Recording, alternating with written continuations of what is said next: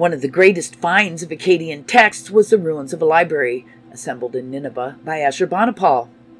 Layard and his colleagues carted away from that site 25,000 tablets, many of which were described by the ancient scribes as copies of olden texts. A group of 23 tablets ended with the statement, 23rd tablet, language of Sumer not changed. Another text bore the enigmatic statement by Ashurbanipal himself. The god of scribes has bestowed on me the gift of the knowledge of his art. I have been initiated into the secrets of writing. I can even read the intricate tablets in Sumerian. I understand the enigmatic words in the stone carvings, from the days before the flood. The fact that Ashurbanipal claimed to be able to read complicated Sumerian tablets and interpret the words written on them from the days before the flood only added to the mystery. However, in January 1869, Jules Oppert proposed to the French Society of Numismatics and Archaeology that the existence of a pre-Akkadian language and people be acknowledged.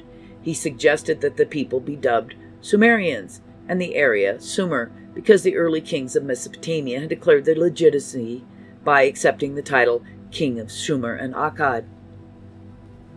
Oppert was correct, with the exception of mispronouncing the name. It should have been Shumer, not Sumer.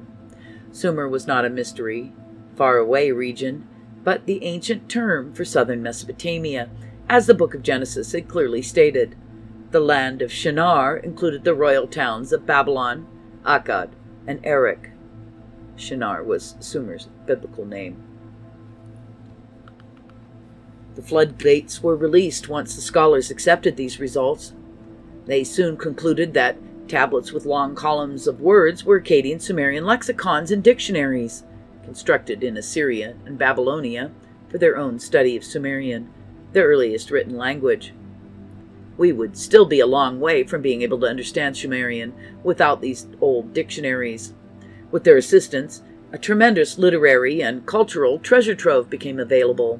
It was also discovered that the Sumerian script, which was originally pictographic and carved in stone and vertical columns, was later turned horizontally and stylized for wedge writing on slough-clay tablets to become the cuneiform writing used by the Akkadians, Babylonians, Assyrians, and other Near Eastern nations.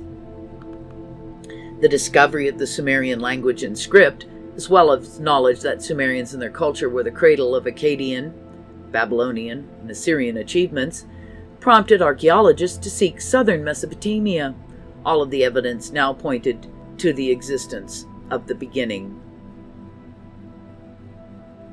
French archaeologists began the first substantial excavation of a Sumerian site in 1877, and the results of this single site were so comprehensive that others continued to dig there until 1933 without finishing the work. The site, known to the locals as Taloh Mound, was discovered to be an early Sumerian metropolis, the Lagash, whose conquest Sargon of Akkad had boasted about. It was really a royal city, and its kings bore the same title as Sargon, except it was written in Sumerian, Ansi, righteous ruler. Their dynasty lasted about 650 years, beginning around 2900 BCE. During this time, Lagash was ruled by 43 Ansis, all of whose names, lineages, and reign lengths were meticulously recorded. These Sumerian rulers could only assume the throne with the agreement of the gods, according to an Ensi named Eannatum, who left an inscription on a clay brick. He also reported the conquest of another city, demonstrating the presence of other Sumerian city-states around the start of the 3rd millennium BCE. Entemena, Eannatum's successor, wrote of erecting a temple and embellishing it with gold and silver, as well as creating gardens and extending brick-lined wells. He spoke of constructing a castle with watchtowers and mooring facilities. Gudea was one of Lagash's more well-known monarchs. He commissioned a significant number of statuettes depicting himself in a votive attitude, praying to his gods. This was no ruse. Gudea had devoted himself to the worship of Ningrisu, his main deity, as well as the construction and reconstruction of temples. In his search for exquisite building materials, he acquired items from around the ancient world. Gudea imported precious metals such as gold from Africa and Anatolia, copper from the Zagros range, silver from the Taurus Mountains. For temple and building materials, he sourced cedars from Lebanon, other rare woods from Ararat, diorite and carnelian from Egypt and Ethiopia, other materials from lands as yet to be identified by scholars. When Moses built a residence in the desert for the Lord God, he followed the Lord's explicit instructions to the letter. After the Lord had given him insight, King Solomon built the first temple in Jerusalem. A person who had the appearance of bronze and held in his hand a flaxen string and measuring rod showed the prophet Ezekiel exceedingly precise designs for the second temple in a godly vision.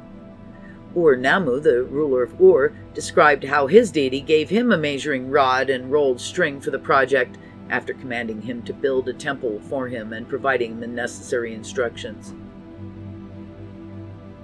Even Gudea made the same allegation 1,200 years before Moses. The instructions were delivered to him in a vision, which he documented in one continuous inscription. A man that shone like heaven, by whose side stood a divine bird, commanded me to build his temple. This man, who from the crown on his head was obviously a god, was later identified as the god Ningirsu. With him was a goddess who held the tablet on her favorable star in the heavens. Her other hand held a holy stylus, with which she indicated to Gudea the favorable planet. Third man, also a god, held in his hands a tablet of precious stone, the plan of a temple it contained. Gudea is depicted seated with the tablet on his knees in one of his statues. Divine painting is clearly visible on the tablet.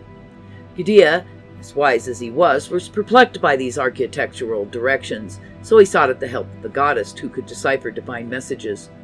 She went through the significance of the instructions, the dimensions of the plan, and the size and shapes of the bricks that would be utilized with him. Gudea then hired a male diviner, maker of decisions, and a female searcher of secrets to find the location where the god wanted his temple to be built on the city's outskirts. He then enlisted the help of over 200,000 workers for the construction project. Gudea's perplexity is understandable, as the simple-looking floor plan was meant to provide him with all the knowledge he needed to construct a sophisticated ziggurat that rose in 7 stages. Belarbek was able to comprehend at least some of the divine architectural instructions when writing in Der Alte Orient in 1900. Even on the partially damaged statue, the ancient artwork is accompanied at the top by groups of vertical lines whose number decreases as the distance between them increases. It appears the divine architects were able to provide complete directions for the construction of a 7-stage, high-rise temple using just a single floor plan and 7 different scales.